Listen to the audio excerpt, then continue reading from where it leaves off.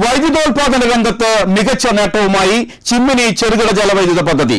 10 വർഷം പിന്നിടുന്ന ചിമ്മിനി ചെറുകിട ജലവൈദ്യുത പദ്ധതിയിൽ ഇന്നുവരെ KSEB ഉൽപ്പാദിപ്പിച്ചത് 58.56 ദശലക്ഷം യൂണിറ്റ് വൈദ്യുതിയാണ്.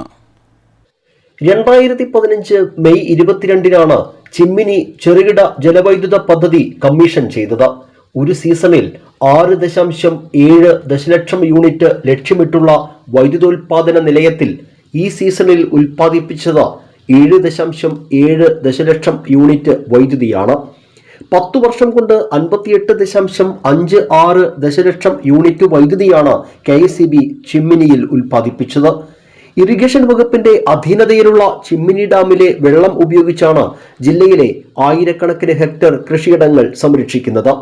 കാർഷികാവശ്യങ്ങൾക്കുള്ള ജലസേചനത്തിന് പുറമെ വൈദ്യുതോൽപാദനത്തിനും പരമാവധി ജലം ഉപയോഗിച്ചാണ് KSEB ഈ ചെറുകിട വൈദ്യുത പദ്ധതി വിജയകരമാക്കി തീർക്കുന്നത്. റൂൾ കർവ് നിർദ്ദേശിക്കുന്ന ജലനിരപ്പ് ക്രമീകരിക്കുന്നതിന്റെ ഭാഗമായി ചിമ്മിനിയിൽ ഇപ്പോൾ സെക്കൻഡിൽ 12.72 ഘനമീറ്റർ ജലമാണ് സ്ലൂയിസ് വാൽവ് വഴി പുഴയിലേക്ക് ഒഴുക്കുന്നത്. 76.40 മീറ്റർ വരെ ജലം സംഭരിക്കാവുന്ന ഡാമിൽ നിലവിൽ 66.50 മീറ്ററാണ് ജലനിരപ്പ്. റിവർ സ്ലൂയിസ് വഴി സെക്കൻഡിൽ 6.36 ഘനമീറ്റർ ജലവും വൈദ്യുതോൽപാദനത്തിനായി KSEB വാൽവിലൂടെ സെക്കൻഡിൽ 6.36 ഘനമീറ്റർ ജലവുമാണ് തുറന്നുവിടുന്നത്. മണിക്കൂറിൽ 2.5 മെഗാവാട്ട് വൈദ്യുതിയാണ് ഉൽപ്പാദിപ്പിക്കുന്നത്. പുതുക്കാട് സബ്സ്റ്റേഷനിൽ എത്തിച്ചാണ് ഇവിടെ നിന്നുള്ള വൈദ്യുതി വിതരണം ചെയ്യുന്നത്. പുലിക്കണ്ണിയിൽ സബ്സ്റ്റേഷൻ സ്ഥാപിക്കാനായി വനംവകുപ്പിൽ നിന്ന് KSEB ഏറ്റെടുത്ത സ്ഥലം കാട് പിടിച്ചു കിടക്കുന്ന അവസ്ഥയാണ്. ഇത് കമ്മീഷൻ ചെയ്താൽ ചിമ്മിനിയിലെ വൈദ്യുതോൽപാദനം കൂടുതൽ കാര്യക്ഷമമാക്കാൻ കഴിയും.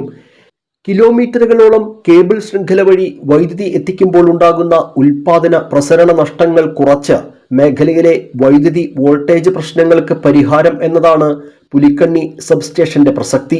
2023-ൽ 8.9 ദശലക്ഷം യൂണിറ്റ് വൈദ്യുതിയാണ് ചിമ്മിനിയിൽ ഉൽപ്പാദിപ്പിച്ചത്. അനുകൂലമായ മൺസൂണിൽ വൈദ്യുതോൽപാദനം കൂടുതൽ മെച്ചമാകുമെന്ന പ്രതീക്ഷയിലാണ് KSEB അധികൃതർ. ജില്ലയിലെ ഏറ്റവും വലിയ ഡാമുകളിലൊന്നായ ചിമ്മിനി ഡാം ഇപ്പോൾ ജലസമൃദ്ധമാണ്.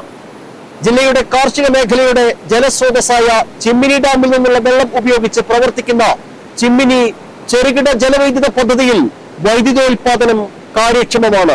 മുൻ വർഷങ്ങളെക്കാൾ കൂടുതൽ വൈദ്യുതോൽപാദനം ഇവിടെ നടക്കുന്നു എന്നത് തന്നെയാണ് ഏറെ സന്തോഷകരമായ കാര്യം. ക്യാമറമാൻ നന്ദുവിനൊപ്പം അൻഡോ കല്ലേരി, NCTV ന്യൂസ്, പുതുക്കാട്.